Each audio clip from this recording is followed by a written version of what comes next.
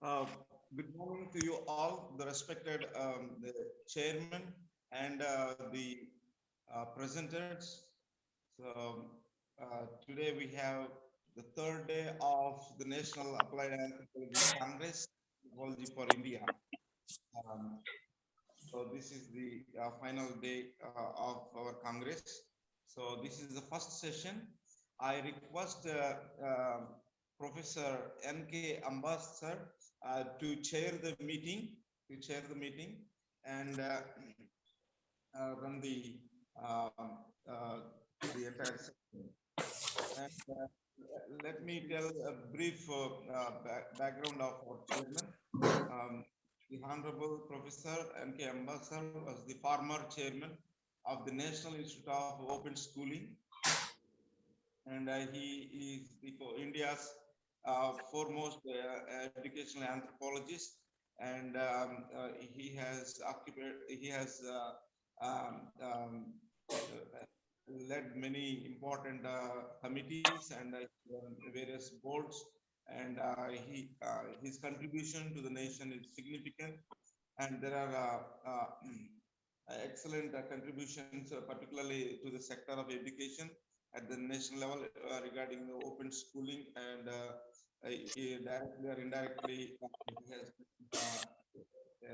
his accomplishments are very credible. So I now request Professor N.K. Ambassador um, to take over the meeting and run the sessions. Thank you. Thank you very much. What I propose to do is to have the papers, whatever papers you have, to be presented, and then the questions will be taken at the end on or cumulatively on all the papers. So, so that I ensure that the paper presenter doesn't leave the meeting before listening to others. That's a brilliant suggestion. You see, otherwise in this digital mode, you say your thing and then you slip away. So you have to listen to everyone. That's one point I wanted to make. The other thing is that please be very, very, I mean, in presentation also, not more than 7 minutes for presentation, exceeding up to 10 minutes. So beyond that would not be desirable, because I don't know how many papers you have, but in order to be in time, I think 10 minutes is enough. So make salient points that you want to make. How many papers do we have, Dr. Gadde? For this session, we have 3 papers. And 3 papers. So 3 papers means 30 minutes for presentation, and another 30 minutes for questions and clarification, including the chairman's remark. So by 11, we should be able to finish, right? Okay. So can you ask the first person, whosoever it is? I'm not able to see it here. So let him or her be invited with the topic and presentation. Thank you very much. Welcome to this session. Pardon? Sir, namaste sir, मैं Dr. Anand बोल रहा हूँ. Namaste, namaste.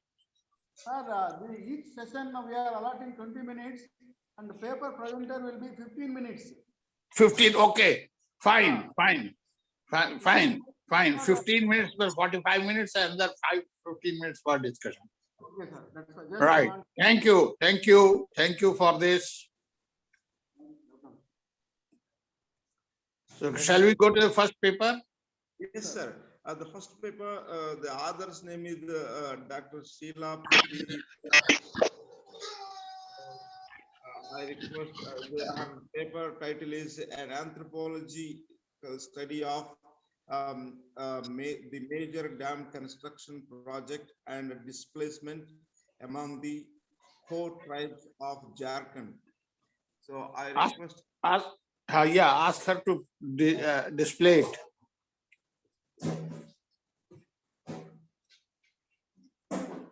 yeah, please start your presentation. Dr. Shri Madam.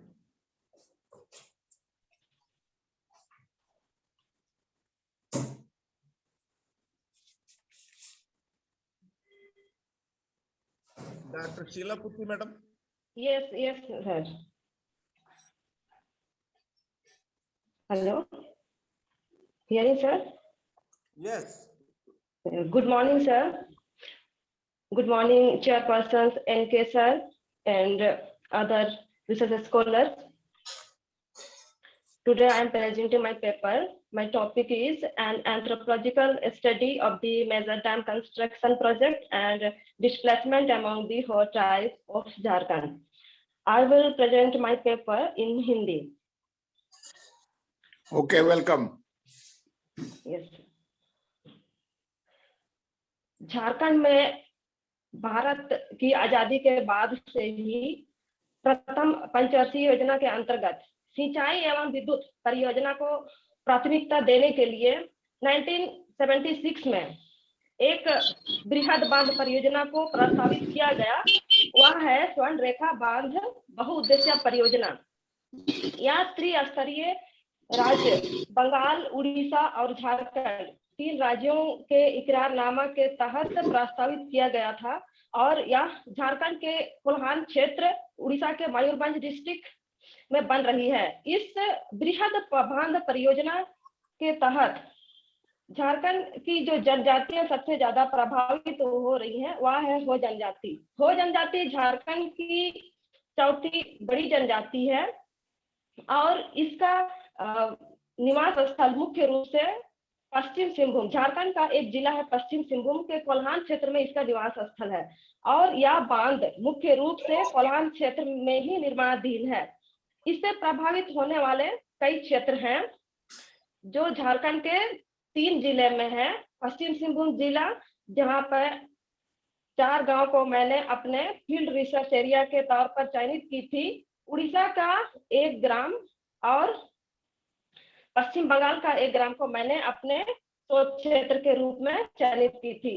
मेरा AIIMS and objective था स्वर्ण रेखा परियोजना अंतर्गत Icha dam निर्माण और इससे हो रहे विस्थापन पृष्ठभूमि को जानना। दूसरा, विकास एवं विस्थापन तथा इनके विरुद्ध हो रहे आंदोलन और आंदोलन के द्वारा हो जनजातियों पर हो रहे प्रभाव को विस्तार पूर्वक जानना। तीसरा, इस बांध परियोजना के कारण हो जनजातियों पर हो रहे बृहद प्रभाव को और उनके बृहद प्रभाव के समस्त लेखा जोखा को प्रस्तुत करना। हो जनजातीय झारखंड की जो हो जनजातीय समुदाय है इस बृहद बांध परियोजना से पूरी तरह से प्रभावित है और इसके लिए मैंने कुछ केस अध्ययन को ली हूँ। उसी केस अध्ययन के द्वारा मैं यहाँ पर इनके प्रभाव को दिखाने का प्रयास करूंगी। तो पहला केस अध्ययन मेरा है 1979 में जो प्रस्तावित हुआ था यह बांध परियोजना, तो उसी समय से इस बांध परियोजना में भूमि अधिग्रहण और विस्थापन के विरुद्ध आंदोलन किए जा रहे हैं। उस समय जो आंदोलन हुए थे उसके बारे में बताते हुए 80 वर्षीय गुरुवारी जो मेरे फील्ड एरिया की है उस ग्रामीण का कहना है कि पहला आंदोलन चलियामा ऑफिस में किया गया था और उसमें पुलिस के साथ झड़प में जो नेतृत्व करता था गंगाराम कलुंडिया, उनकी हत्या की गई थी। क्योंकि इस बृहद बांध परियोजना के कारण क्षेत्र अध्ययन के द्वारा मुझे पता चला कि 124 गांव पूरी तरह से विस्थापित हो रहे हैं, लेकिन भू अर्जन प्रतिवेदन के द्वारा वहां पर कहा गया है कि 26 गांव पूर्ण रूप क्षेत्र में आ रहे हैं और आंशिक रूप से सिर्फ 61 गांव ही प्रभावित हो रहे हैं, जबकि प्रभावित क्षेत्र पेपर वर्क में दिखाया गया है 87 विलेज, जबकि क्षेत्र अध्ययन के द्वारा पता चला है कि 36 विलेज पूरी तरह से पूर्ण रूप क्षेत्र में आ रहे हैं और 124 विलेजेज वो प्रभावित क्षेत्र में आ रहे हैं और टोटल जनसंख्या पेपर वर्क में दिखाया गया 1000 परिवार और क्षेत्र अध्ययन के द्वारा 10,000 परिवारों को पूरी तरह से प्रभावित किया गया है। साथ ही इसी केस अध्ययन के द्वारा दूसरा जो केस अध्ययन था मेरा 1982 में, ये साधोपुर की जो 70 वर्षीय हैं उनके द्वारा पता चला कि सहमति पत्र, ग्राम सभा के द्वारा सहमति पत्र भी जबरदस्ती लिया गया है। इसके लिए जो गांव के ग्राम प्रधान मुंडा होते हैं और मानकी, उन लोगों को ग्राम सभा में बुलाया गया और खिला पिलाकर प्रलोभन दे करके, जबकि उनको वास्तविकता नहीं बताया गया था और बिना वास्तविकता बताए ही उनको जबरन सादे कागज पर अंगूठा का हस्ताक्षर लिया गया। इसी तरह 1989 की बात को बताते हुए 60 वर्षीय गुलिया दादा के अनुसार उनके गांव पूजो ग्राम में रात में ही कुछ पुलिस के अधिकारी आए और गाड़ियों में भरकर लोगों को कुछ दूरी पर ले जाकर के गाड़ियों से उतारा गया और उनसे भी जबरदस्ती सादे कागज पर हस्ताक्षर लेकर के सहमति पत्र और मुआवजा के लिए जो सादे कागज बनाई गई थी उन पे उनका हस्ताक्षर करवाया गया। इस तरह वहां के प्रभावित क्षेत्रों के ग्रामीणों के ना चाहते हुए भी उनको जबरदस्ती वहां से विस्थापित किया जा रहा है। इस प्रकार निष्कर्षतः हम ये कह सकते हैं कि यहाँ की जो जनजातियां हैं वो पूरी तरह से अस्थायी कृषि पर निर्भर है, क्योंकि वहाँ की जो भूमि की स्थिति है वो समतल भूमि है, तो वो पशुपालन और फिर अस्थायी कृषि पर निर्भर है। जबकि अभी विस्थापन के द्वारा एक तो उनका जो पूरा लैंड है वो अधिग्रहित की जा रही है और फिर मुआवजा के नाम पर कुछ ही परिवारों को 3 लाख रुपए दी गई है, जबकि दलालों के द्वारा सिर्फ पेपर वर्क में दिखाया गया है कि सारे लोगों को मुआवजा दिया जा रहा है, लेकिन वास्तविक तौर पर लोगों को मुआवजा नहीं मिल पाई है और पुनर्वास नीति के तहत भी उनको पूरी तरह से पुनर्वासित करने की कोई भी योजना अभी तक धरातल पर नहीं उतारी गई है। इसलिए इस क्षेत्र में अभी पूरी तरह से आंदोलन अभी भी जारी है और इनके जो अपनी सांस्कृतिक संस्थाएं आखड़ा, शासन या फिर इनके पर्व त्योहार मनाने के जो जगह है जिसको देसावली कहते हैं या फिर सरना स्थल कहा जाता है, तो वो उनसे भी वंचित हो रहे हैं, अर्थात सांस्कृतिक रूप से भी वो वहां से विस्थापित हो रहे हैं और आर्थिक जो उनकी क्रियाकलाप है कृषि तो पूरी तरह से प्रभावित हो गई है। और अभी इस डैम के कारण जो निर्माण किए जा रहे हैं तो 2 नहर पूरी तरह से कंप्लीट हो गए हैं, तो विस्थापन की प्रक्रिया भी यहाँ जारी है और लोगों का अब यहाँ से पलायन भी होने लगा है। पलायन के कारण वो अक्सर कामगार या फिर श्रमिक तौर पर दूसरी जगह काम करने चले जा रहे हैं और उनकी जो कृषि व्यवस्था है वो चरमरा गई है, क्योंकि वो बाहर काम करने जा रहे हैं और फिर यहाँ उनके अपने स्थान पर वो समय पर पहुंच नहीं पाते हैं, अर्थात वो कृषि कार्य से भी विमुख होते जा रहे हैं और फिर पलायन की समस्या भी बढ़ती जा रही। विस्थापन के द्वारा उनकी जो सांस्कृतिक संस्थाएं हैं वो भी नष्ट होती जा रही है। इस तरह से देखा जाए तो ये विकास की जो योजना है वो सस्टेनेबल डेवलप के रूप में नहीं दिखाई दे रही है, बल्कि एक विनाशकारी योजना के रूप में ही सामने आ रही है। अतः निश्चित रूप से यह कहा जा सकता है कि इस बृहद बांध परियोजना के द्वारा झारखंड की जो चौथी बड़ी जनजाति है वो जनजाति वो पूरी तरह से बहुत ही ज्यादा प्रभावित हो रही है। Thank you sir. Thank you very much. बहुत आपका अच्छा अध्ययन है और मैं नहीं जानता कि आपने एलपी विद्यार्थी की मॉन्यूमेंटल स्टडी इंडस्ट्रियलाइजेशन पर पढ़ी है या नहीं पढ़ी है। ये जो डिस्प्लेसमेंट है या जो ineffective I would say half hearted implementation है, तो इसमें कई जगह पर आपको ऐसा लगेगा कि कंपनसेशन या एग्रीमेंट ये चीजें सरकार की तरफ से तो गुड इंटेंशन थी, मगर बिचौलिए जो हैं जैसे आपने कहा कि जबरदस्ती दस्तखत करा लेना, कुछ खिला पिला करके उसको बहका करके, और खास करके जनजातियों में तो हंडिया पिला करके भी कर लेते हैं। तो ये जो है बिचौलियों का या ब्यूरोक्रेसी का जो ये योजना की कमी नहीं है, ये योजना के बजाय इम्प्लीमेंटेशन में प्रॉब्लम समझ में आती है। मुझे याद Yes, sir. आता है, थोड़ा सा मैं 1 मिनट इस पर कमेंट दे दूं कि जब बिरहोर को पुनर्स्थापित किया गया था चतरा ब्लॉक में, तो Yes, sir. उनको ला करके घर में रख दिया, Yes, sir. कपड़े की घर में रख दिया और बकरी दे दी और एक लाइन से घर बना दिया। अब बिरहोर रहते हैं Yes, गांव sir. में और कुंडवा में रहते हैं, कुंडवी बनी रहती है, जी सर, जिसमें कुंभा एक में। बूंद पानी नहीं जाता है। इसका सारा कपड़ा में से पानी टपक रहा है, सब भाग गए। तो Yes, sir. ये जो विस्थापन की जो प्रक्रिया है, आपने शायद वीएस उपाध्याय की भी रिहेबिलिटेशन पर पीएचडी की थीसिस है, वो पढ़ी होगी। तो जरा सा इसको आप देख लें, और आपका स्टडी बहुत अच्छा है, इसमें कोई शक नहीं, मगर आप इसको पता नहीं आपने कौन कौन सा लिटरेचर पढ़ा है, और उसमें इम्प्लीमेंटेशन स्ट्रेटजी की बात जो है वो उसमें Yes, sir. कहाँ खामियां हैं। इंटेंशंस तो Yes, ठीक sir. है, जो बांध बन रहा है तो डिस्प्लेसमेंट होगा ही। नर्मदा सरोवर बांध की भी कहानी आती है, उसमें भी बहुत बड़ा विस्थापन हुआ। तो जरा इनसे अपनी स्टडीज में इसको क्रॉस रेफरेंसिंग कर लीजिए, तो ये बहुत अच्छे क्वालिटी का वर्क हो जाएगा। Thank you. Yes, sir. Yes, sir. Thank you, sir.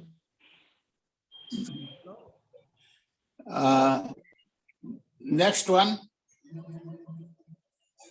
Discussion बाद में कर लेंगे। ठीक हैं? है, एक एक पेपर में खत्म हुआ तो अच्छा है ना सर? नेक्स्ट पेपर पढ़वा लीजिए, फिर उसके बाद डिस्कशन सबका एक साथ करा लेंगे। Is it okay? Sure, sir. Sure. The next paper, please. Next paper is by Dr. Soumya Ranjan Naik from Utkal University. Dynamics between COVID-19 and gut bacteria, an anthropological assessment. Yeah, please go ahead. Sir, am I audible? Yes. Yes, sir, I'm unable to share my screen, so please allow. Oh, okay. Okay, go ahead.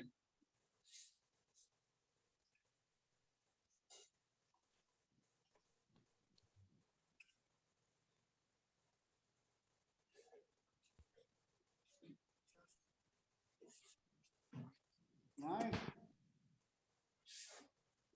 We can hear you. Go ahead. Yes, sir, I'm unable to share my screen. I need to show my PPT. Oh, okay. I will make you co-host. Okay. Yes, sir. Soumya, that is the one yours.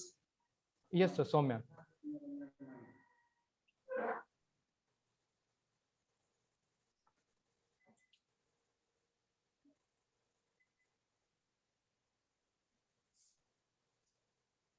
Yes, please. I did. No, sir, it's saying that host disabled participant sharing screen. Oh, so you are not able to share. Okay, sir, if I mail you, you would be able to share screen from your side then. Yeah.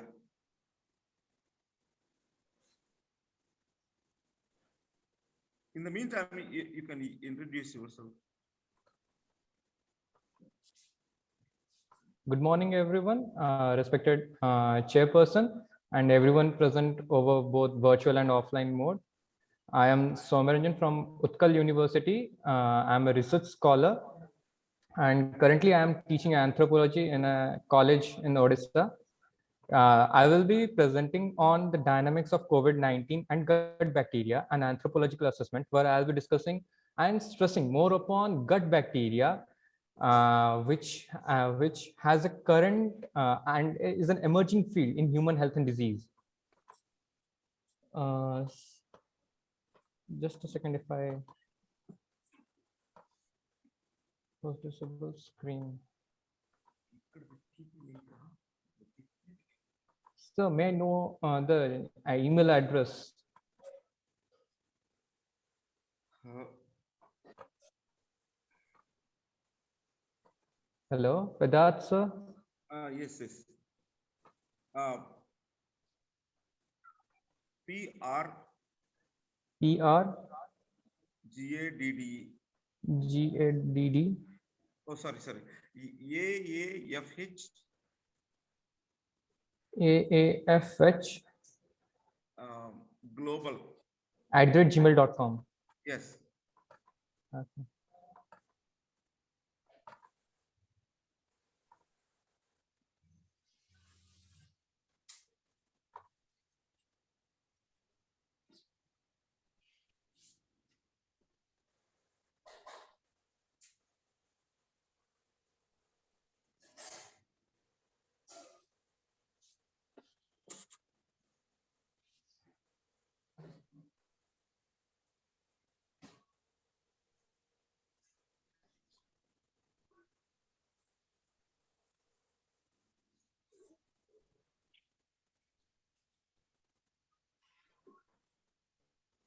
Yes.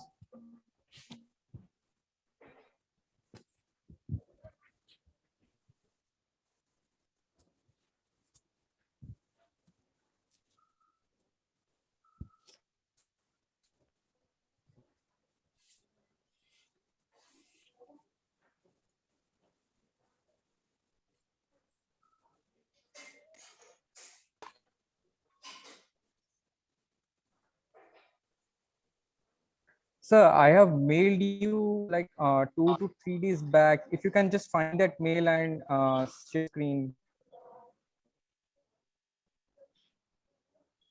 Hello. Oh, 1 minute, 1 minute.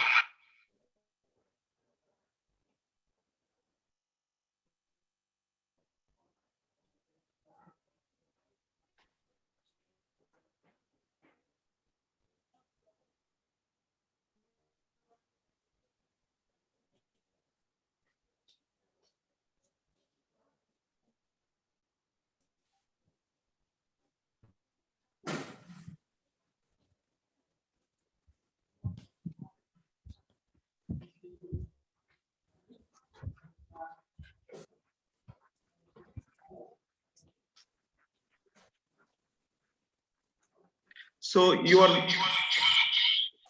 made Host. Yes, sir, I just sent you the email. Just file up got uploaded. I sent you. I made you the co-host. Please. Okay, sir. Sorry for the inconvenience. Technical.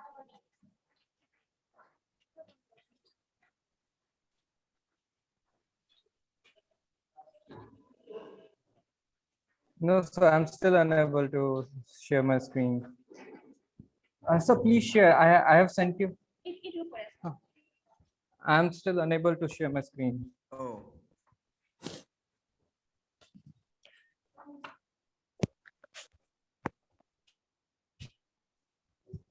Okay.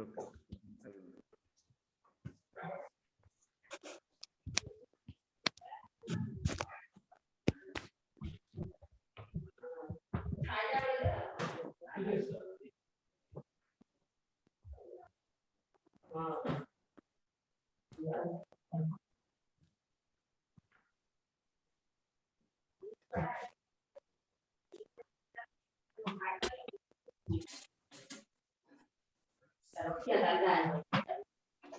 Thank you, sir.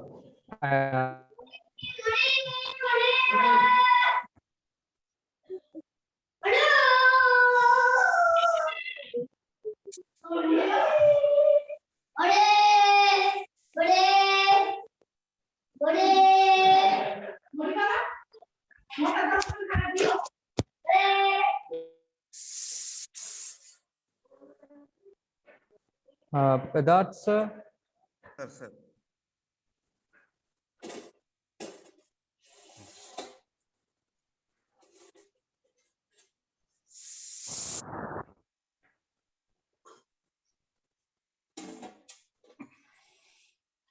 Oh, is it visible? Yes, it is visible. It's fine. Sorry for the inconvenience. I deeply regret that. So I'll be presenting on dynamics between COVID-19 and gut bacteria, an anthropological assessment, where I will be focusing and stressing upon the role of gut bacteria in human health and disease. So can we go to the next slide?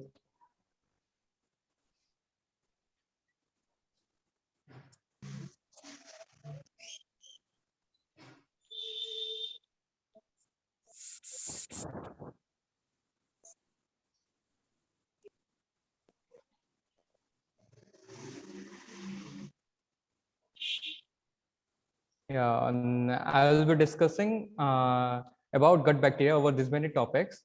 Coming to the introducing my topic, what is gut bacteria? Though these are bacteria which reside within us. They're around. Next slide, please. So next slide, please. There are around 10 to the power 14 bacteria, even more than the number of cells our body is composed of. They house around 10 million genes, which is way more than the number of genes a human genome possesses, which is around 25,000, 20 to 25,000. They inhabit our, but I will focusing on the gut bacteria only. They starting from the buccal cavities, from our mouth to the end of the alimentary canal, which is the rectum. Among the major phyla, there are Rosewaria, Faecalibacteria, but the Indian profile, the signature species found in the Indian profile is Prevotella, which has been studied by Dhakkan et al. And Madhusudha et al. They have found that independently. Now, what role do they play in our gut? They produce with vitamins. They ferment non-digestible fibers, and doing this, they mediate the host immunity. They have a major function in mediating host immunity in fighting foreign pathogens. So next slide, please. Okay, then how do we acquire this? The one and only way we acquire these bacteria is through exposure, is through direct exposure to this bacteria. And there are two ways. One is horizontal and another is vertical. In horizontal transfer refers to what an individual, the number of bacteria, the kind of bacteria an individual encounters through his lifetime. Whereas vertical transfer refers to the maternal transfer. When a child is born, when a mother gives birth to a child, there is some bacterial transfer. If you say the normal delivery, if you say a baby suckling on his mother's milk, through this process, through direct contact, the bacteria transfer which colonize the child. So these are some points, these are some factors which have changed drastically during this time or in this period. These have changed drastically. The increased cesarean sections, increased use of antibiotics, reduced breastfeeding, smaller family size. All these have decreased the complexity, the bacterial richness within human beings.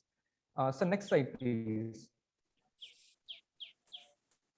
So how do we know that what kind of bacteria reside within us?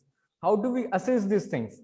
So the most non-invasive and the most easiest way is sample stool collection. It's the most easiest and most non-invasive without harming the subject. It is the most easiest way. But there are few, but they are most most accurate representation of bacterial species are through surgery, but they're invasive methods. Now, after collecting the sample, now how do we identify what kind of bacteria are there? What family do they belong? And only after that we will be able to know what function do they serve in our body. So these are again, there are only two methods. Generally, we apply two methods. One is 16S RNA sequencing, and another is shotgun sequencing. Shotgun sequencing has a wider range of identification, whereas 16S RNA sequencing has a smaller range of identification. But still, the most preferred way is 16S RNA sequencing, is because it costs around $50, 50 US dollars, whereas shotgun sequencing costs around $150 US. So there is a huge huge cost gap between these two methods, and one of the major constraints in research is financial constraints. Next slide, please, sir. The most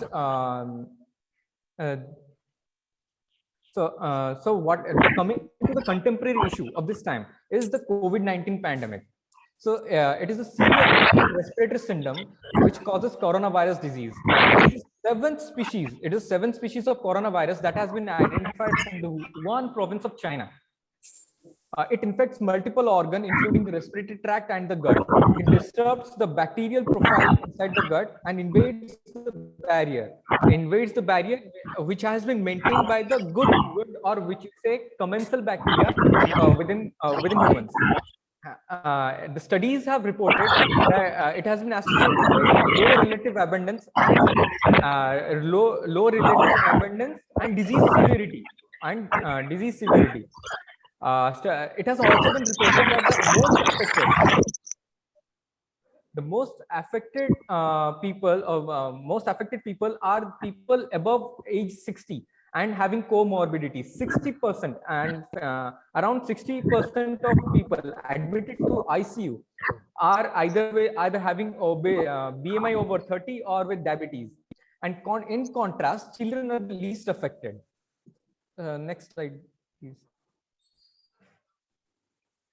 So what is the interaction now? How these two things interact? The coronavirus and how our gut bacteria interact. The coronavirus has an RNA genome, its genetic material, and outside and protecting that genome is a protein, is an envelope, and above that envelope is a spike protein. It's a protein which we call it a spike protein. It recognizes the ACE2 receptor, which is highly present or highly present in our respiratory tract and our gut. So after attaching to that ACE2 receptor, it enters the lumen. Now the problem doesn't really starts here. After entering, it replicates its genome, but our the host recognizes it as an invader, as a foreign pathogen, and to counter or to combat this thing, it mediates its immune response. So it calls upon the B cells, the cytokines, the interleukins, and first there was immune response in the lungs. Now there is an immune response in the gut. So it causes a cytokine storm, which exaggerates the situation. The already weakened immunity, it causes multiple. It causes the immune response to degrade further. Next slide, sir, please. So what are the factors that affect the distribution and the complexity or the richness of bacteria within the human? The first, it is the diet. The first environmental factor which affects is diet. What kind of diet we take? We take more of a vegetarian diet, we take up a non-vegetarian diet, we take in more processed food, or take in more natural raw food. All these things affects the gut bacteria, because these food which we have, they digest this thing. That's the food, or that's the fuel for them.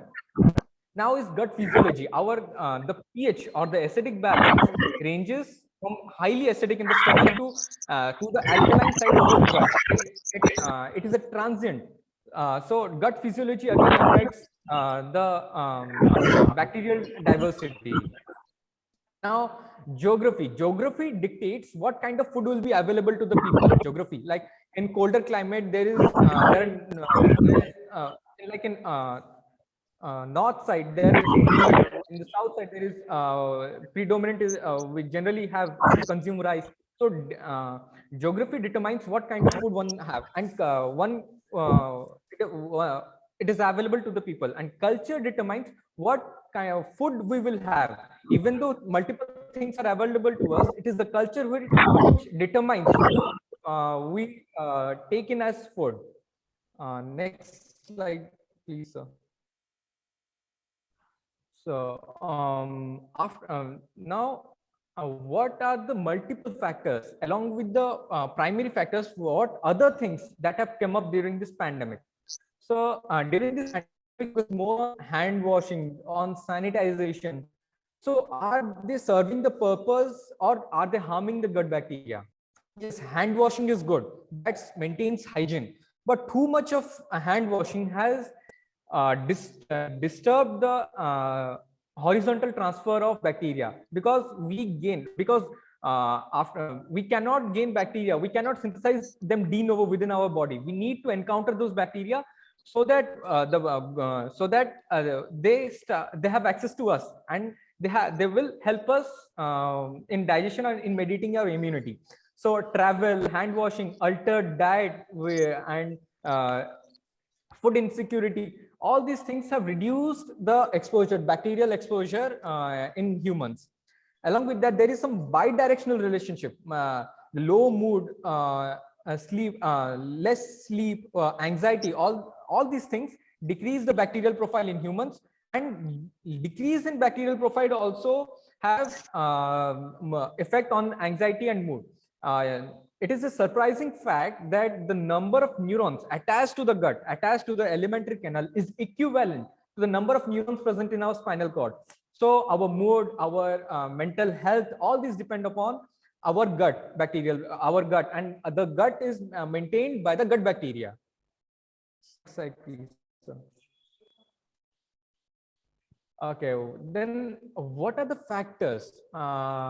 Yo Genhao, they wrote, and I quote, that they're new foe and old friends. By new foe, he meant the COVID-19 virus, and old friend, by he meant our gut bacteria. This gut bacteria has evolved with us from the time we were primates, or even before that.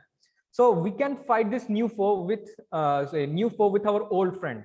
For example, this bifidobacterium, a bacteria which is found abundant in children. They have a role in anti-inflammatory response. They counter the inflammation, and that is the major reason which has been associated with why children are least affected in this COVID-19 pandemic. So, and consuming a fiber-rich diet. The fiber-rich diet have polysaccharides, or they produce while digestion, when gut bacteria act on this fiber-rich diet, they produce short chain fatty acids, which help in maintaining the gut barrier and don't allow foreign pathogen or undigested particles to enter the lumen or enter the circulation, which will then elicit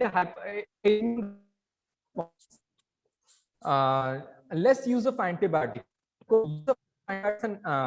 So we should be using positive or strong evidence suggesting the positive role of antibiotics in treatment of COVID. For example, the azithromycin, over-the-counter drug or a major antibiotic used in this COVID, it reduces the species richness, the diversity. It reduces the diversity within the gut. So it is better to allow the body to heal itself. Next slide, sir.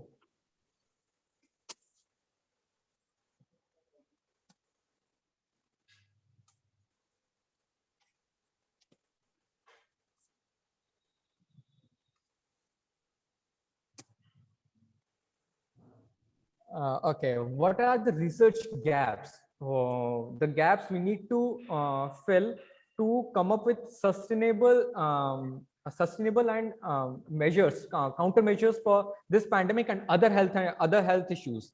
So we don't know the bacterial diversity of various populations. To come up with medical interventions, we have to be sure and know about the different bacterial diversity of different populations. We need to know how they regain their strength after dysbiosis. Dysbiosis is the disbalance of the gut bacteria, of the good gut bacteria and the relative abundance of good bacteria and the bad bacteria, or the opportunistic bacteria which strengthen themselves in during illness. We have to know the bidirectional relationship. We need strong longitudinal study to associate with the spatial and temporal association, how they are distributed over from the mouth to the end of the alimentary canal, and their changes, how the bacterial diversity changes from a child to adult to old people. We need to ascertain those things. And the major thing we need to address is who came first, the chicken or the egg. The disbalance causes the illness, or the illness causes the dysbiosis, because these two things are purely interrelated. Next slide, sir. So how can anthropology contribute to this thing in the coming bacterial in the gut bacteria as major in health and illness, in encountering health illness? So we anthropologists have we do population studies, which is our hallmark. So for understanding the population diversity with their bacterial diversity will definitely help and have a possible impact on clinical practices. Understanding the major influencing factor, the diet, which is the greatest physical and environmental factor, which have a cultural component, will help us understand the bacterial diversity, the bacterial profile, and how the bacteria will help us mediate our health. We need to understand the antibiotic resistance. Through anthropology, we can understand disease, the disease resistant, and the social implication. We can help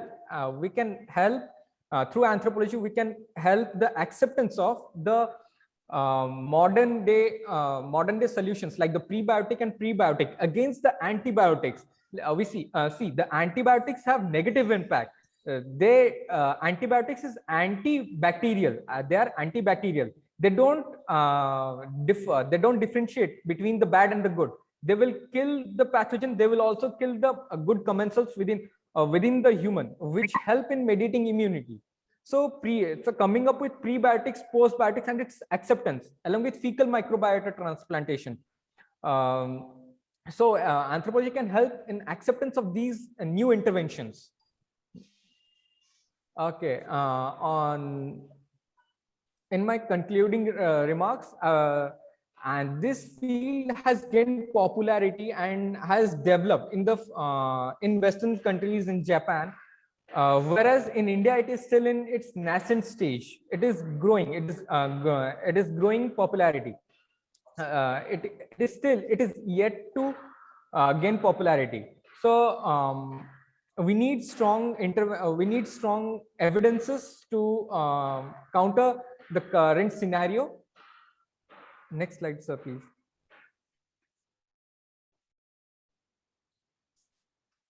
Because it has great potential in identifying, diagnose, and cure, and even prevention of various diseases. It has relation with Alzheimer's disease. It has relation with diabetes, obesity. Using this gut bacteria, using this friend within us, we can counter various illness. We can address various health issues, and we can have a possible and permanent countermeasure to various health issues.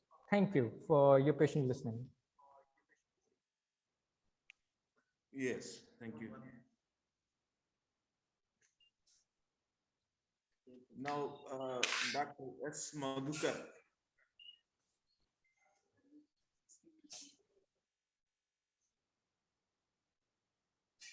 Sir, good morning, sir. Readable, sir? Hello? Yes. Okay, sir. Thank you, sir. Good morning, one and all. This is Dr. Sridhar Madhukar from University of Hyderabad and postdoctoral fellow, and my department's School of Economics. And today I am going to explain about inflation, impact of middleman and seasonal economics in experiences and field experiences. Shall I open my PPT, or are going to open my PPT? Can you Hello? can you repeat your title, please? Paper's title. Paper title is impact of middleman or agent on seasonal seasonal internal migration in field experience.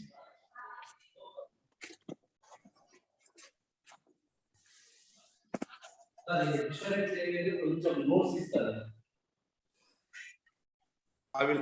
will open your. Okay, sir. Please open, sir.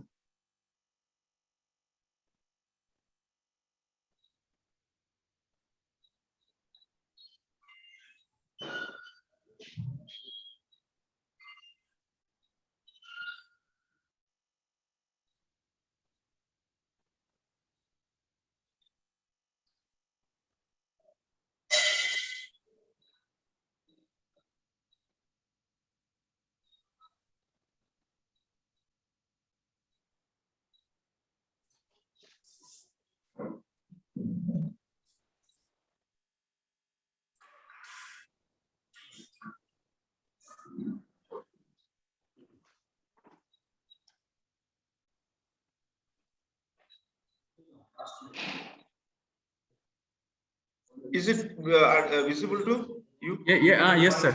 Okay.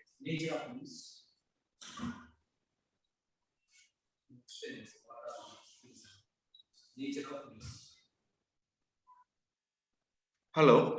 Sir, please open my PPT. I opened already. Is it not visible? Visible, but PPT is not open till now. Please click.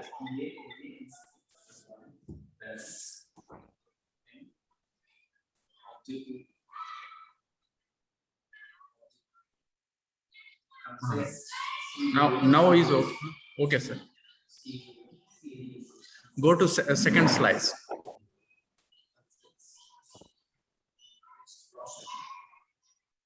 Second. Yeah. So this is my postdoctor fellowship research one part, and actually my topic is impact of middleman and agents on internal migration area in Adivasis area, in Adivasi belt, and experience from this field. So in my, so go to fourth slide, direct fourth slide. So definition of the migration is the movement of the people from one place to another place, and so when we are talking about the migrations, we should know whether it is good or bad.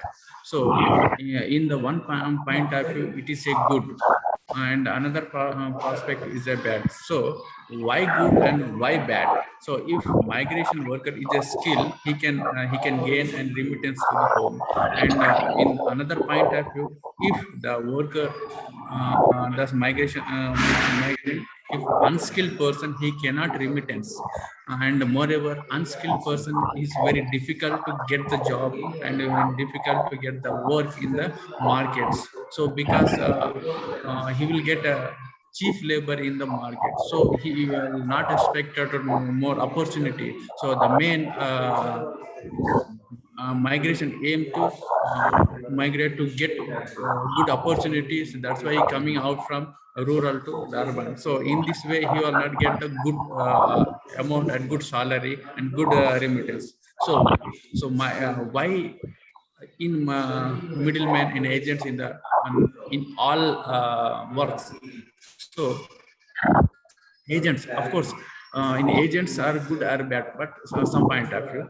So once the registration registered migration agents has agreed to help, so they will give a help. So so the contract also called an agreement for the agreement for service, and for that take care of fees.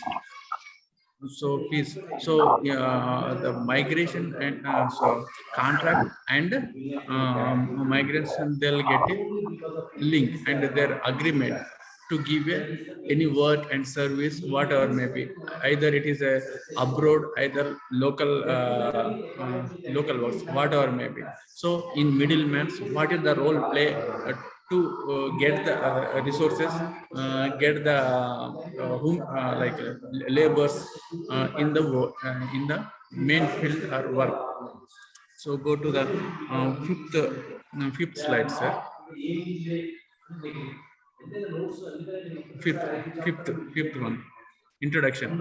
So actually, in the recent years, the migration has increased its result of socio-economic differences, and the control of migration, it has also been negative impact on social economics effects on tribal area, especially in tribal belts.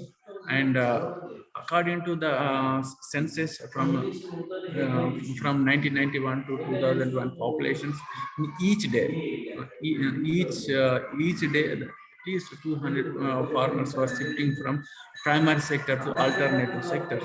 So the sector. And the internal in the government point of view, the internal migrations was low priority has taken by the government, and the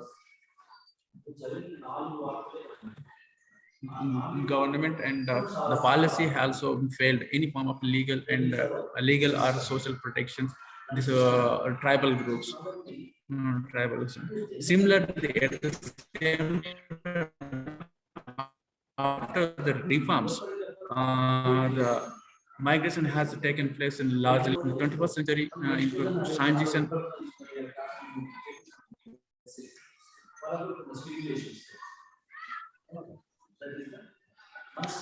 So 1 minute. So as well as in the reforms period, not only the tribal people, even other tribes also, they migrated to the other further get a good opportunity to and alternative incomes, and at the same time also the tribal people also get we can say transition of tribal economy. So due to that, tribal migrants also coming out from rural to urban for the get good opportunities and additional wages, and we can say, and in this way there people are tribal migration coming out for the works. And why we have what are the importance of the study? Actually, after the economic reforms, a number of policies and programs are taken place for the eradication of the migration. So for the fight of the to eradication of the migration and poverty, was number of programs implemented by the governments. Though the migration problems are day to day and growing throughout the tribal areas in the central India. So what are the gaps? Why they are going? So is there any work in the ground level? We can ask. So even NRGS working there, and even government also introduced a number of programs. Still, why? So they are satisfied with the wages or what? Is any gap? So we are going to look. So in that period, who will help? Like middleman or agent, who? So will raise the question like how do agents function with regards to migration and exploit the migration labor, and what are the legal frameworks and protection of protection mechanism that can be implemented of the labors and exploitation of faced by the Adivasi migrants labor. And third one is migration labor situation, how this was affected and the recruitment process related to the migration labor. It means in the especially in the tribal areas, so non-registered and illegal migrants there come, and they'll take a very cheap labor to the cities to work them in the cities. And finally, what are the factors that make a migrants labor become dependent on agents? Why they were depending on the agents? Agent and the middleman, and who are going to give opportunity. So we are going to look what kind of things are happening in the central India, especially in the Dandakaranya region. So next slide, please. Next slide.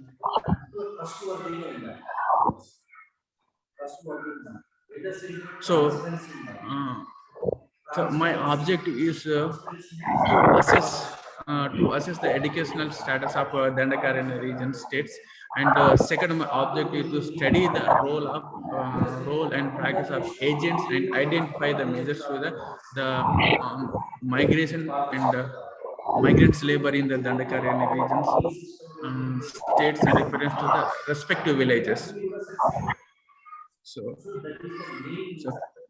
next one, sir. Next one, please. Actually, in my research, I have followed this methodology. This is a kind of descriptive study on the impact of the middleman role in Adivasi labor migration in Dandakaranya region state. So I have used these techniques for the conduct the research, like a multi-stage and pervasive random sampling adapted, and the data mainly I have collected in mostly 99% in the primary sources, and some difficult cases I have collected through the secondary, like a direct interview with a phone interview. And my total sample size is 360 in the five states. So like each state I have taken each is 5 districts and 5 mandals and 5 gram panchayat. Each gram panchayat they will all villages, and in all villages I have collected so randomly I have collected their data. So mostly I have collected data from the in different 5 states, like ITD, integrated tribal development, and state government, and different NGOs and NSSO data, as well as census, and finally we can say different stakeholders in the local who are helping us, and finally Ministry of Tribal Welfare also. So next one, please. Next one.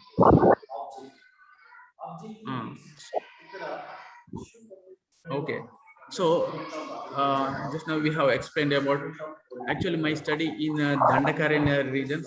What are the Adivasi migrants? What are the migrants they have been facing? What are the situations are there? So in that role, the median man role is very important. So without that, they are not able to get the job in city. So in this way, I have collected in 6 states and 6 districts, and 6 districts, and 6 panchayat, total 360 samples. And AP, in AP state, district is East Godavari. It comes under the Chinturu ITDA, and the mandal is Chinturu, and Chidumuru is Gram Panchayat. As well in the Maharashtra, Gadchiroli, and ITDA comes under IT in Gadchiroli, and mandal is Aheri, and that Panchayat compare. So, like Odisha, Malkangiri, and Chhattisgarh, Sukma district, and Madhya Pradesh, Balaghat, and Telangana, Adilabad district, and it comes under Utnur ITD. So I collected mostly from the backward district, as well as its agency area, we can call, in who are in state and who are most high populations, like agency areas, and 90% are tribal located in that area. I have collected this my collected data, as well as studied my field work. And next slide, please. 10. So actually my my survey is survey on this Dandakaranya regions, and we can call red zone also there.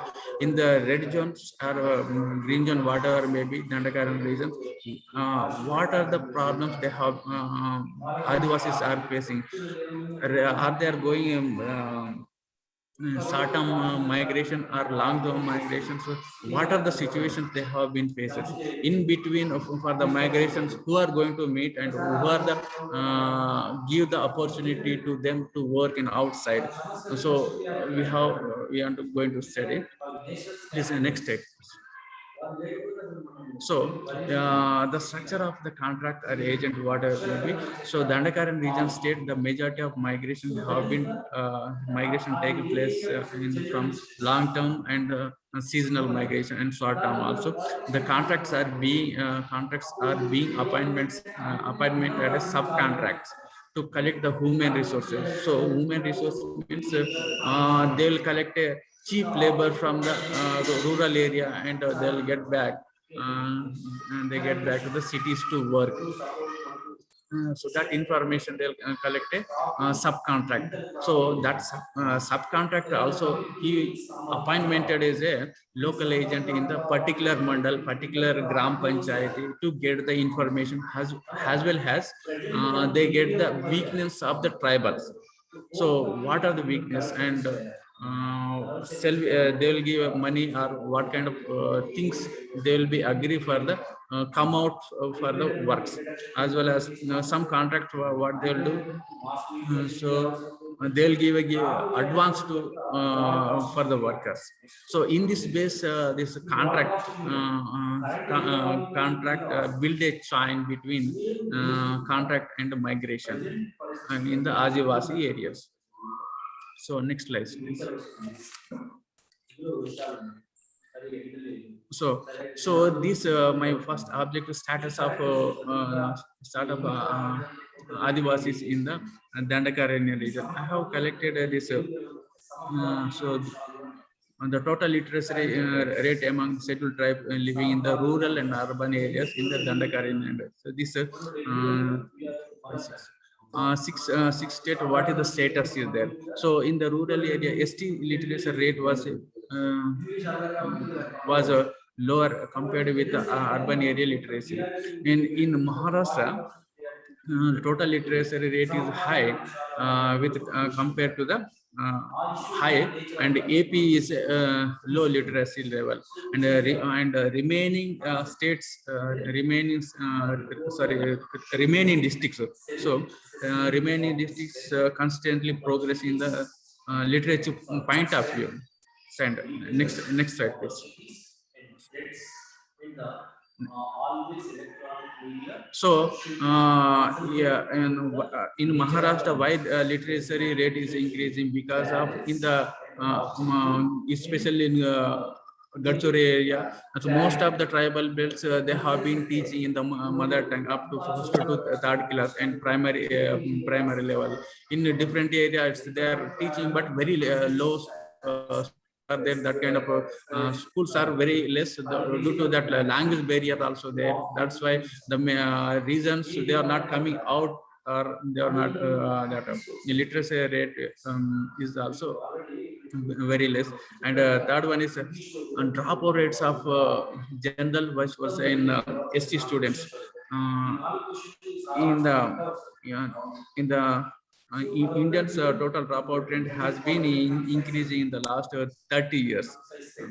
30 years, and for the total number of boys and girls dropout numbers are also gradually increased in the general, as well as ST population has also dropouts increasing in the last three decades. However, in the general ST student dropout numbers are gradually increased in the India. So next slide, please. So here particular selected districts levels where I have selected districts. So what is the literacy level? So in that literacy level, in the highest literacy rate in the Gadcholi districts in the male and females, and the lowest from the Sukma district in Chhattisgarh. It means that not only Sukma is it is the one of the lowest literacy, not only this country in the overall point of India. So India, the lowest literacy rate in the tribal and as well as in the lowest rate in the India, and the remaining district has slightly good literacy rates, but compared with the other tribes, other states, tribes, the ratio is very low. However, the why literacy is very low in this Dandakarya regions in 5 states, because of lack of institutions and infrastructure facilities and transport facilities. Also, we can say language barrier also there. So in this these problems may be lagging behind this literature point of view. As well as in the particularly in the selected villages also very less literacy, very less person educated in this area also. That's why maybe reasons, one of the reason we can say they're going outside. And next slide, please. Next slide.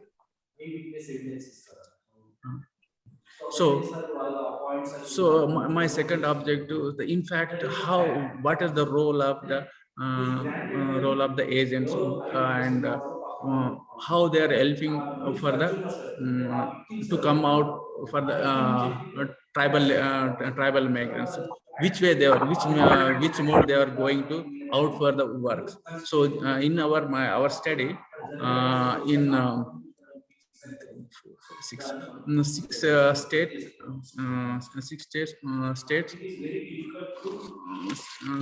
and they mostly they went for friends and relatives, and some percentage this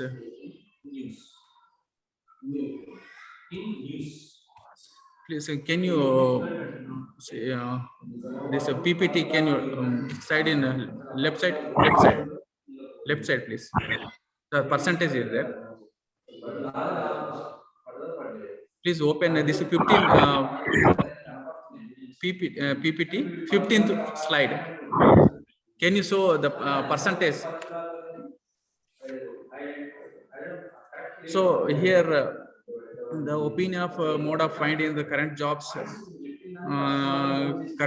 and the more than half of the tribal migrants said that they get the job in the current opportunity work through the friends and relatives, and so they work in terms of direct method. Most of the workers work experience their contracts, their migration, and the remaining 12% jobs were found in different source and different mode. They get the job based on the indirect direct way, like local agents and local as well as subcontracts. Another 40% them get the job work through the agent in the Dandakarya. So especially we can for one example, one example we can say in the Chhattisgarh and Orissa and Andhra, that is border is a Kunta. So we can say every day and at least 5 to 6 buses coming out from that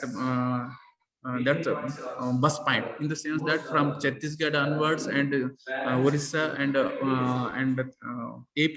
So daily coming, in the sense that they are coming regularly to the cities to work on outside. It's especially in the seasonal, in the after December and during the January also, we can say. So mostly in the seasonal point, after harvesting, they have no work in the rural area. So these middlemen, they'll give a advance to the migrant. Yes. So what are the levels are there? So in advance levels of income, like less than 5,000 and 5,000 to 10,000 and 15,000. So here So in the 60% received the advance amount in the 5,000, and majority of the migrants all states received the amount and moderately. So it comes under and 5,000 to 10,000. So 25% received the amount between 25% received from 5,000 to 10,000, and majority of them like from Odisha and Telangana and so Maharashtra state respectively. Only 9% of the tribals received the advance amount on 15,000 for the works. So similarly, the migrations and average income will be required to acquire the 10,000 to 15,000. So and after the work, and what kind of problems they have faced, whether these migrants are cheated, either they're Yes, sir. not Hello, paid. sir. Sir, Sorry? please conclude. Yeah, just only 5 minutes, sir. I will conclude. No. Huh? Because time is very. Okay, just come to the conclude slide. So in my study, I want to conclude in most of the in Dandakarian regions. So seasonal and long-term migration happening in the very drastically. So my point is, so we cannot stop the migration, but we can put a one platform to get the that agents must be a register agents, and as well as the migrations unit has to establish in the mandal level, so they can get the work in the safe place and according to the government norms, and as well Okay, I as think you have made your point. to establish the primary level in the educational institutions, as well as because in the seasonal migration they cannot get a good wages. I think, So that's why okay. Okay, you have made your point. We have understood it. Thank you. Thank you. okay, thank you.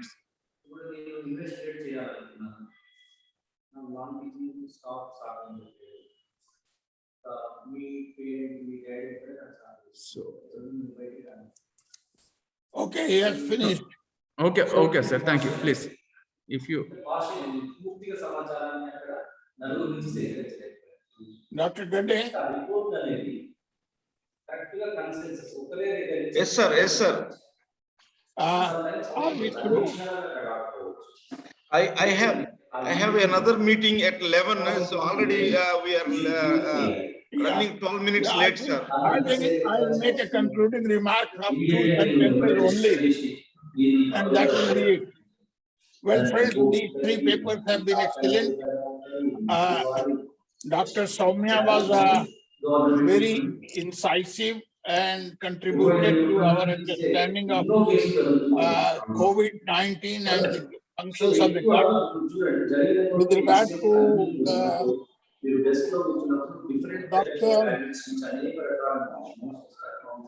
Madhukar, I think you need to have your paper language edited for grammar. But one major thing that seems to have been omitted, that the entire your field is Dandakaranya is Naxal infested area. So how much of Naxalism is responsible for migration? This you have very meticulously left out of your study. I don't know what is the reason, but if you could just include this, that will be nice. Thank you very much. I am so very grateful to all the participants for an excellent paper. And thank you once again. Bye-bye. Thank you all the participants. Bye. All the best. We have another session, it starts at second session for US Fulbright scholarships for postdoctoral fellowships. So if you can click the second link, session 2, then we can all see you there. I can see you there. So I have already posted the second link in the Anthropology for India group. So sorry for the inconvenience, Dr. Madhukar sir. Please. Okay, thank you. Okay, thank you, sir. All the best. Thank you. The excellent presentation. You have did all the 3 participants. Okay, sir, thank you. I'm ending the meeting. Okay, sir, thank you, sir.